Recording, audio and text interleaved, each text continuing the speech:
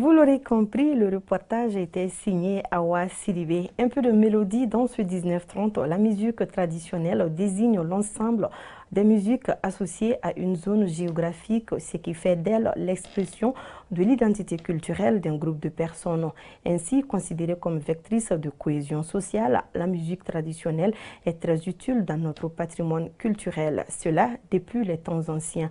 Atouma Tunkara nous en parle.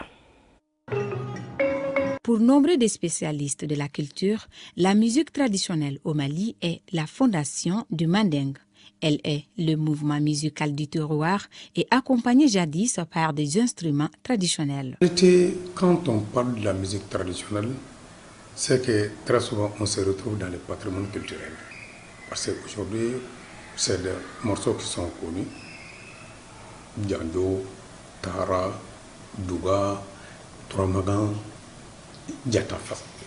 Voilà, c'est ce qu'on appelle la musique traditionnelle. Et cette musique traditionnelle permet en ce moment-là de raconter et de situer, même le profil de ce qu'on appelle l'identité du manding profond. La musique traditionnelle est considérée comme notre identité. De nos jours, quel peut être son avenir? L'avenir, vraiment, moi, je m'inquiète.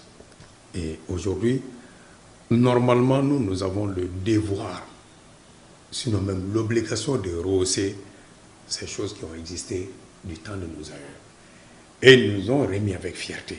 Mais nous, qu'est-ce qu'on va remettre à nos enfants? Parce que c'est là où on parle de prestige des souches, là. Ce que vous appelez Dambé, c'est ça. C'est l'émanation qui nous met en compétition symbolique avec l'ancêtre éponyme. Parce que la faute n'incombe pas qu'aux griots ou aux artistes. Ça incombe aussi à ceux qui nous écoutent. Spécialisée dans l'éloge autour de la bravoure, la musique traditionnelle occupe une place importante dans notre société. La musique traditionnelle, c'est le code d'encouragement, d'envoûtement. Et parce que si tu n'as pas ça, tu ne peux pas être brave. Si tu n'as pas cette référence au traditionnel, tu es devenu comme un virus. C'est le sens même de notre existence sur la terre.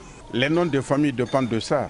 Cette musique traditionnelle, tout de suite là, quand on prend le djandjon, quand on prend le douga, quand on prend beaucoup de chansons, même populaires, tout de suite là, ça te permet de t'orienter. En réalité, on a vécu avec ça auparavant, même nos footballeurs, quand ils voulaient aller jouer au foot, on appelait un griot, il venait, il s'assoit la nuit, on fait une soirée, tout de suite, c'est le même djandjo qu'on chantait.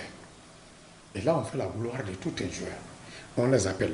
Maintenant, tu vas demain sur le terrain. Qu'est-ce que tu fais? Les joueurs qui promettent de marquer 2 buts, s'ils ne marquent pas, ils ne viennent pas. Hein. Dans le temps, il y avait ça. C'est pourquoi dans les morceaux, on dit Djandjo donkel ubaninde, mena minke ubana kama. Ça veut dire comment me tchèvekor la douce ou même badoyara. Au dire de nos interlocuteurs, face à la modernisation, la musique traditionnelle a tendance à perdre son contenu. La nouvelle génération a délaissé cette musique traditionnelle au profit de celle moderne. Mais il faut mettre les choses dans leur contexte. Parce qu'en réalité, vous savez, c'est comme le djandjo qu'on chantait hier et celui qu'on chante aujourd'hui. Prends juste les anciennes œuvres là. Prends ce qu'ils ont chanté comme djandjo, écoute ça et écoute ce qui se passe aujourd'hui. C'est diamétralement opposé. Juste à cause des instruments. Donc en réalité, entre ce qui s'est passé hier au niveau de la musique traditionnelle et celle d'aujourd'hui, moi je crois que c'est diamétralement opposé. On essaie quand même de moderniser, mais il faut moderniser à la limite. La musique traditionnelle peut bien s'adapter à la modernité, mais il faut mettre les choses dans leur contexte, estiment les spécialistes. Toutefois, c'est en se replongeant dans notre patrimoine que l'identité du Mali restera intacte.